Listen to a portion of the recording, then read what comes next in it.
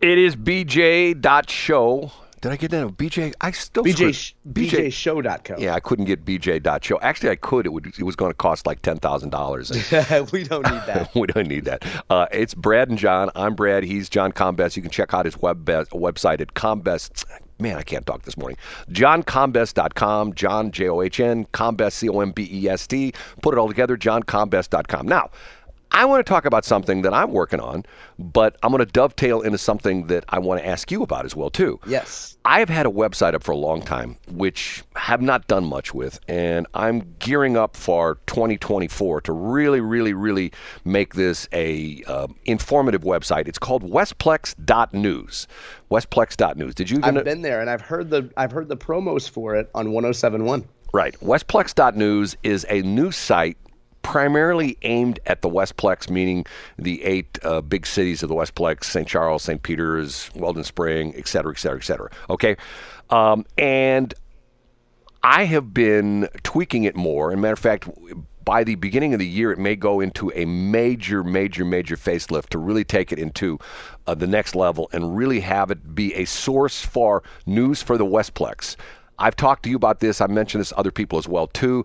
If you live in the Westplex, essentially in St. Charles County, there is no source for news. If you read the Post-Dispatch, occasionally there'll be an article in the Post-Dispatch. There's been quite a few things in the last 3 or 4 days about St. Charles County because of the bizarre 2 shootings that happened where two people were killed by police, one in Lake St. Louis, one in O'Fallon, which happened Sunday night, Monday morning. And the bizarre part of that is, and I don't know if you've seen it or not, I still have not seen how the guy in O'Fallon was killed. The story I haven't seen any follow-up coverage on that. Behind the O'Fallon story is apparently the guy shows up at the city hall out there in O'Fallon, right on Main Street, just north of the tracks, pulls out a gun, starts shooting at the clock tower, puts some holes in the clock tower. Some witnesses saw him get back in his car. They gave a description to the police. They dialed 911. The police saw the car. They chased after him, ended up in a subdivision, and then they said the guy died. And I've never heard how he died. Now, the Lake St. Louis one was sort of weird, sort of a strange story. He goes to a park there in Lake St. Louis off Highway N, fires off his gun. People complain about there's shots being fired. Police show up to the park. Sure enough, there's shell casings in the parking lot. They have an idea of who it might be. They show up at the guy's house. He comes out, got a gun tucked in a waistband, another one in his hand. Police try to talk him out, drop the gun. He starts to bring the gun up. The police tackle him. There's a fight ensued. They get him on the ground. He fires 2 more shots. One of the other police officers shoots him. He's dead. And normally there's not that kind of activity in St. Charles County. Yeah, for sure. It's not like North City where, hey, that's a Tuesday in North City. You know what I mean? Yeah. But you were saying it was a rare thing for the media to cover St. Charles County. Well, yes. So what we're trying to do with Westplex.news is really cover things that are not necessarily expressly exclusive to St. Charles County, but things that sort of, obviously the things that do happen in the various communities in St. Charles County, primarily the what we call the Westplex, the gold. If you were been along in St. Charles County for long enough, the old Golden Triangle, but that kind of thing. Now, having said that, I've got an article on Westplex.news. It's the second article down, and it's from the Missouri Independent. Now, first off, I'm going to say to John Combest, explain to everybody what the Missouri Independent is, which I think is sort of fascinating. Sure. The Missouri Independent is a progressive blog. So it's not a newspaper. They don't produce a print publication. They don't do radio. They don't do television. So it's a progressive blog, and it's staffed by mostly former reporters that worked at actual newspapers. So the main editor worked at the Kansas City Star, for example. The number 2 reporter used to work at the Columbia Daily Tribune. And what they do is they're funded by progressive organizations, and they produce content that's largely focused on Missouri state government and then also local government. So it's coming at these issues. For example, the article that Brad references that you can find at westplex.news, and you could have found it on my website several days ago, is about cannabis workers. Unions are trying to organize cannabis workers. So the Missouri Independent essentially takes a progressive view on these issues, and much like the Associated Press does, and especially did back in its heyday, it syndicates this all this content, and it allows newspapers, radio stations, television stations to use it on their own properties for free. Yeah, I mean, as long as it gives them credit. Right, and I have to be honest with you, the journalism is pretty darn good. Now, it is, yep. And I know that they are left-leaning because that's who their funding is primarily coming by, but that's not something we haven't seen with like the Post-Dispatch. You know what I'm saying? So yeah, absolutely. And, I've talked about this too. I talked about this on This Week in Missouri Politics. I've written columns expressly about this topic. You can find those columns at MissouriTimes.com. Just because a content creator is found on a progressive blog doesn't mean that their information is incorrect. And the analogy that I used before is that it's like watching a sports team and looking at the front of the jersey versus the back of the jersey. The front of the jersey might say that they play for the Cardinals, but the back of the jersey might say Molina. So even if you can't stand the St. Louis Cardinals, God forbid you're a Cubs fan, you might not like the Cardinals, but you might be able to recognize that Yadier Molina is a great player. So I might not like the progressive bent of the Missouri Independent, but I know that their coverage of Missouri State budget is going to be pretty accurate. You see what I'm saying? I know exactly what you're saying. And here's probably the most important aspect of that. And I think you did a very good synopsis of that. But to me, the most important aspect of this is that I used to be involved with Learfield Communications. I started back in, almost 25 years ago, back 97, 98, something like that. And at one point in time, did a joint venture with them. I ran a traffic network in Des Moines, Iowa. And I was at the Learfield headquarters, which is the parent company, at least it used to be, I think it still is, for Missouri Net and Brownfield Network, right. which you references. And one of the things back then, they had a guy who was the managing editor for Missouri Net, Bob Pretty, who was a dyed-in-the-wool newsman. I mean, old school guy. Yeah, yep. I mean, and he was good. I mean, he was really good, and he was very, very, very prideful. Is it prideful a word? Is that it is? Okay. It is. He was very you're full of pride. It's prideful. It's a correct grammatical word. Very prideful in the product he turned out, which was really good, in-depth journalism, studying the state and primarily in the state capitol. Okay? Now, back in the day, there were quite a few reporters that were assigned to the Missouri State Capitol. And there were reporters from the Post-Dispatch, there were reporters from the Kansas City Star, and there were reporters, I think they even had reporters from the Springfield paper, quite a few television stations. There were, I think, one of the TV stations out of Columbia, one of them out of Jefferson City had dedicated reporters there, even to the point, I don't know if you know this or not, right in front of the state capitol, between the state capitals on one side of the road there and the Supreme Court buildings on the other side, there's a dedicated parking lot for the media people. And each one of the little parking spaces had like the call letters of a radio station. Or the St. Joseph News Press. Right, exactly. News Leader, yep. Well, guess what? When you have all the cutbacks in journalism because of the fact that the newspapers have been sort of killed by the social media sites, once again, the thing that pains me is you still see this report that if you take the age group between 12 and 24, that like 65% of those people get their news from TikTok, which I'm going, okay, that's not good. And that includes you, Brad. Go ahead. Right. So, long story made short, most of the journalists who used to cover the state are no longer there because of the fact they've had cutbacks with various newspapers and news organizations. So along comes the Missouri Independent.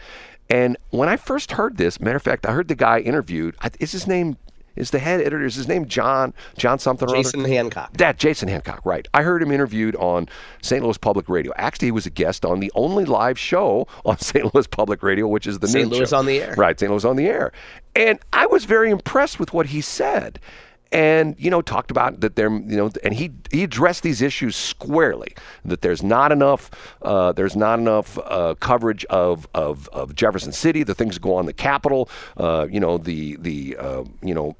day in, day out grind that you have to cover the state. Obviously things get much more exciting. It's this time of the year, it's pretty boring in Jefferson City, but once everybody goes back into session in January, things really heat up and there's all the crazy antics that go on during the day and there's all the crazy parties that go on at night and stuff like that. And he really talked about the fact that they were really, cited in to do a really in-depth job on covering Missouri politics. And quite honestly, I followed them. They're on the westplex.news site. They have been for some time now. I think they do a pretty darn good job. I think they are decidedly liberal. And I think that, again, I mentioned this in my last Missouri Times column, and folks can find it by Googling. The name of the column is How I Learned to Stop Worrying and Love the Media. And it acknowledges how, really part of the article just acknowledges how good the Missouri Independent is despite its liberalism. But they're very liberal, and they are essentially the top research arm for the Missouri Democrats. So if the Missouri Democrats have a negative piece about Dean Plocher, for example, Missouri House Speaker, it'll find its way very quickly into the Missouri Independent. And uniquely, they've carved out a niche where if you have what we call Oppo, if you have an Oppo dump, like a whole bunch of bad stuff about a Republican, you can make sure that it's circulated statewide by going to the Missouri Independent. Now, again, the semicolon there is, that doesn't mean that the information is inaccurate. It just means that it's coming from a progressive point of view. Well, there are times you're really into this, and for some of our listeners who don't quite understand what Oppo is, you heard this bantied about in political situations. This is essentially opposition research. In other words, it's the exact same thing that happened with, who's the state rep that you said we talked about that something came out that he was arrested when he was like in his teens or something like that? Justin Hicks. Right. Okay. And somebody dug that up. The story is that here he's running for, is he running for, he's never been elected before, correct? No, he is a state representative. He's already a state and he'll rep. be running for re-election. Okay, so he's a one-termer right now in his first term? Correct, yep, from Lake St. Louis. And somebody dug through some police files and found out that he was he arrested, or did he have his restraining order? His ex-girlfriend had a restraining order on him when Justin was, I believe, 17, and he's 30 now. Man, I tell you what, the things we did in our youth. Just to Brad's point, though, in general, campaigns, because they don't want their fingerprints on it, they package it up, they make it part of a larger narrative, and then they shop it around. So if KSTK doesn't want to run the story, then you go to KMOV, and if KMOV passes on it, eventually you'll take it to somebody who will bite on it. Well, one of these days, I'll go into more depth in this, but when I ran my traffic network, we did traffic for almost every radio station in St. Louis from 1984 to 1994 when I sold the station. But the last 3 years, I started a news operation. And it was a fairly in-depth news operation to the point where we had, at one point in time, 9 or 10 people working for me. Matter of fact, Kevin Killeen, who recently retired from the Post Public Information Officer, Kevin Killeen. He was at KMOX for a long time, I think 23 years, is their number one reporter, and an excellent reporter, an excellent writer. He's now working for St. Charles County. He was hired to replace, I think it's Mary Unger was her name, who retired from the position of essentially the comms person for St. Charles County. And I know the news business, and I've had people say, "What do you know about news?" Dude, I got 2 degrees, both worthless. Yeah. They're journalism degrees. Very specific degrees. Right. Brad. And the interesting part of what you just said is, as we became known as a substantial news organization, and we did a lot of interesting stories. We had probably 10, 11, 12 stations in St. Louis that were using our news service, and we had reporters going out covering press conferences and stuff like that. I told you at one point in time, I don't know if I told you this on the air, but Mark Kern worked for me for about a year. Yeah, you told me that when we were off the air the other day. Right. Mark Kern, who's now the county executive for St. Clair County in Illinois, worked for me for about a year for free because he told me up front when we interviewed him he wanted to go into politics, and he really wanted to understand what the news business was about. And he knew he was going to have to contend with reporters and news and stuff like that. So he wanted to see from the inside out what the news organization was like. Well, having said all that, once we got to be somewhat known as a news organization, it was interesting the people who would approach us with stories about particular people. You know what I'm saying? Right. And they wouldn't want it, for example, they wouldn't want to put it in their own name and write an opinion piece, but they would want to get the information out. They would show up and they go, I don't know if you know this about so-and-so, but, he's got himself in trouble once upon a time, and I think you people should know about this. This was before the internet. This was before and I mean, it's the basics of, and you apply this to a corporate level. It's just the basics of really good PR, which is you use the Richard Nixon model, HPCQ. You remember that, Brad? I do not. Explain what that is. It's headline, picture, caption, quote. So I applied this. The statute of limitations is run out on this, I think. But in my old job at Monsanto, I would never pitch a story. I would never put a story together for any sort of outlet that I couldn't produce my own headline, a captivating picture, a caption for the picture, and a quote. And if we didn't have something as part of a story that was compelling on all 4 levels, we wouldn't take it to media. Really? So if I could put something together about how Monsanto had the very best cotton business in the world, if I didn't have a compelling picture for it or a caption, wouldn't go out. Interesting. Well, HPCQ. That is going to do it for us today. John's got to get out a little bit early. You can find him on johncombest.com every single day since 2001, every single day. That's right, 22 years, baby. 22 years, every day it's there. John, we'll talk to you tomorrow. We've got Armstrong and Getty coming up at 8 o'clock. After that, at noon to 3 is Eric Erickson, and then 3 to 6 is Markley Van Camp and Robbins. Keep listening right here to Egbert. It's 740.